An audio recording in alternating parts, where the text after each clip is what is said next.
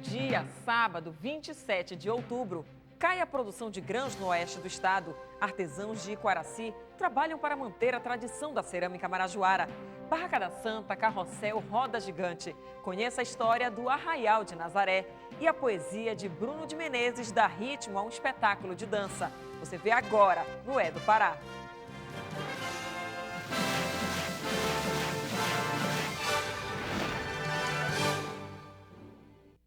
Levantamento do Sindicato dos Produtores Rurais de Santarém aponta queda na produção de grãos no oeste do estado nos últimos meses. Os produtores de arroz são os mais prejudicados. Eles reclamam principalmente da falta de incentivo para a atividade. Atualmente, existem cerca de 400 produtores de grãos no oeste paraense em escala comercial. A produção do feijão, milho e da soja se manteve estável em relação ao ano passado. Já o arroz, não. No ano passado foram cultivados 21 mil hectares de terra para a cultura do arroz. Este ano, apenas 12.600 hectares foram plantados, com uma produção de 34 mil toneladas do grão. O que significa que houve uma queda de 70% do plantio na região. Alguns produtores, por exemplo, nem chegaram a plantar. Os motivos da baixa produção são muitos.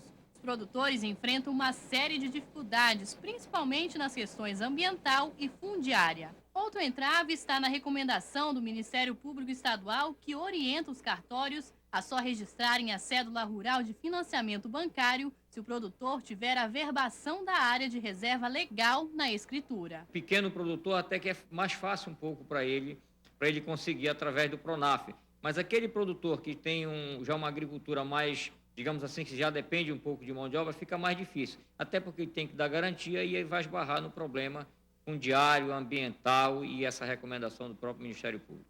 Sem nenhum incentivo do governo e a dificuldade em conseguir um financiamento para a lavoura, o produtor fica desestimulado a plantar e alguns chegam a procurar outro ramo.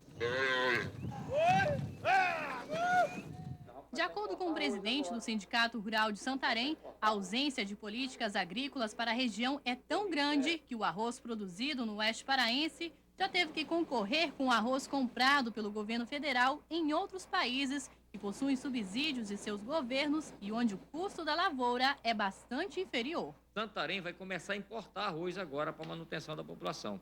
E isso é muito ruim para a economia do município. No próximo bloco, a poesia de Bruno de Menezes dá ritmo a um espetáculo de balé e ainda uma tradição ameaçada, a cerâmica marajoara.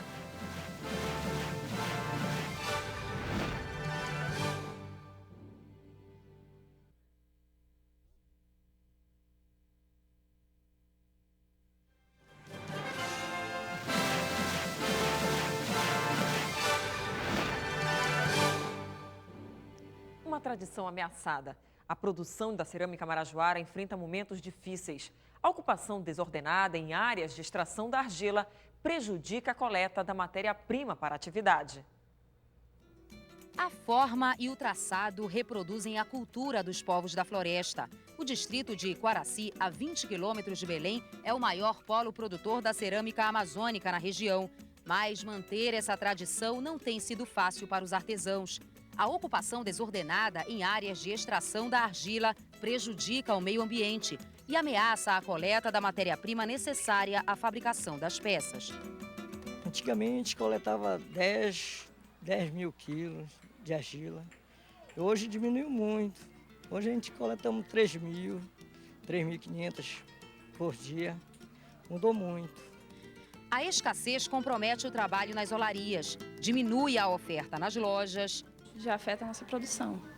É reduzido, como é reduzido o nosso quadro de funcionários também nas olarias. Vocês já trabalharam aqui com quantos funcionários antigamente? Trabalhou com 35 funcionários, hoje a gente está com 10 funcionários. Mas a dificuldade para escoar a produção ainda é o maior obstáculo enfrentado pelos artesãos. Falta incentivo para fazer o trabalho deles chegar até os compradores nos grandes centros urbanos. Um desafio que, se for superado, pode transformar a vida dos mestres da cerâmica na Amazônia. Se existisse mais incentivo, certamente existiria também mais pessoas interessadas em comprar o nosso produto. Seu Rosemiro é o artesão com o maior tempo de serviço em Iquaraci. São 50 anos de dedicação à cerâmica amazônica.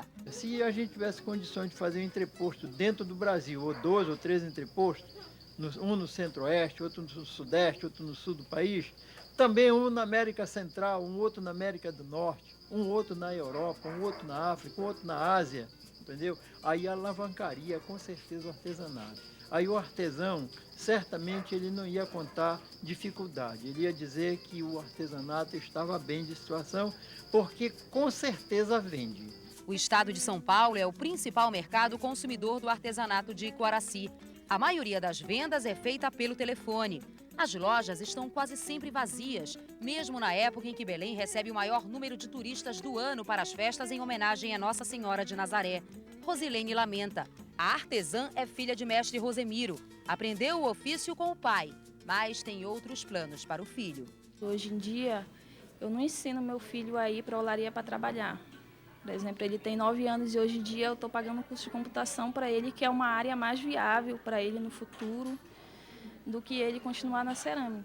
O marido pensa diferente. Dilson Trindade é presidente do Conselho Superior de Artesanato do Pará. Está preocupado. Hoje, cerca de 400 famílias estão envolvidas no processo de produção das peças em Iquaraci. O número já foi 2 vezes maior.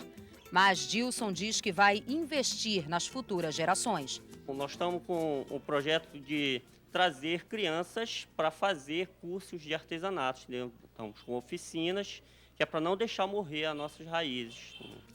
O sogro é um forte aliado. Seu Rosemiro dá aulas para crianças e adolescentes no Liceu de Artes e Ofício. Uma lição de amor de quem ainda não perdeu as esperanças.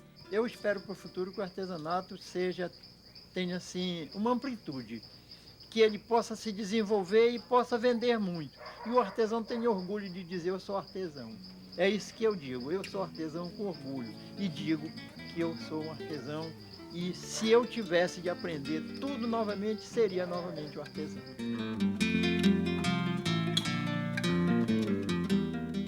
Passando amor, roda gigante, carrossel.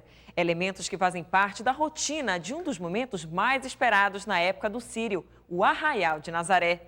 A história do parque você conhece agora, na reportagem de Trisha Guimarães. É neste apartamento que o casal Titã mora há 30 anos. O espaço que eles mais gostam é este quarto. Basta olhar em frente para descobrir o porquê. É daqui que eles assistem toda a festividade da quadra nazarena de camarote. Mas esta imagem nem sempre foi assim. Igreja de um lado, parque do outro, cã em frente. Dona Isa se lembra da pompa que era vir ao parque 30 anos atrás. Nossos pais nos preparavam com muito carinho. Roupa nova, sapato novo. Tinha essa tradição de vir ao arraial. Vir ao arraial e jantar. Jantar, né? Íamos à Barraca da Santa numa outra noite.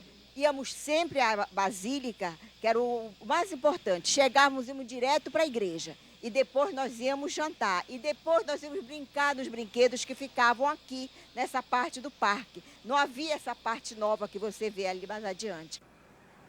Em 1793, o Arraial de Nazaré funcionava aqui, onde hoje é a Praça Santuário. Naquela época, o espaço era destinado a uma grande feira agrícola, onde os produtores vinham do interior do estado para vender seus produtos aqui.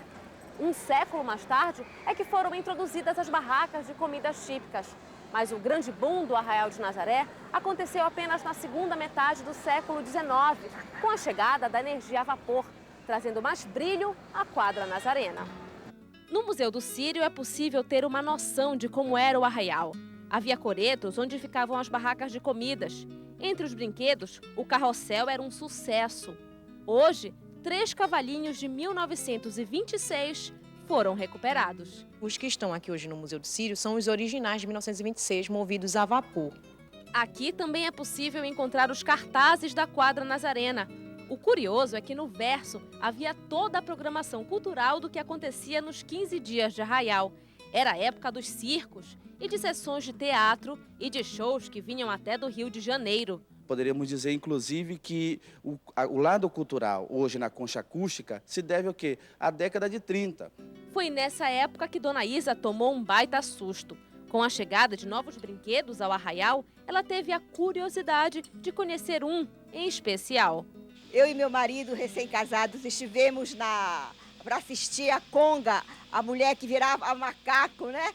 E quando realmente nós estávamos lá dentro, quando ela virou macaco, eu pulei a grade, saí desesperada, meu marido me apanhou já na Vila Leopoldina. Ela ficou totalmente apavorada, pensando realmente que o bicho era bicho. Em 1981, com o crescimento das festividades, a diretoria do Círio decidiu transferir o Arraial para o espaço ao lado da Basílica. Hoje, poucos brinquedos lembram aquela época. Tem a roda gigante e o carrossel, os jogos de azar. As comidas típicas também permaneceram, assim como as maçãs do amor e a pipoca. Para esta antropóloga, reordenar o espaço foi a maneira encontrada pela igreja para tentar controlar a festa do Arraial.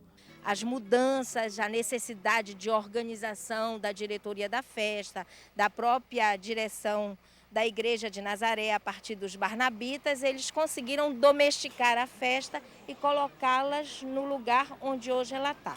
As luzes estão por todos os lados. A tecnologia dos brinquedos permite a sensação de voar e dá frio na barriga.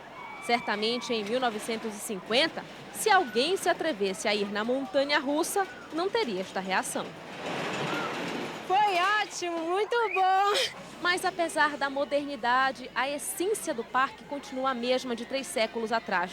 Agregar, juntar, organizar famílias inteiras que vêm ao Arraial para se divertir. Em pleno século XXI, é impossível falar de Círio, Quadra Nazarena, sem lembrar do Arraial de Nazaré.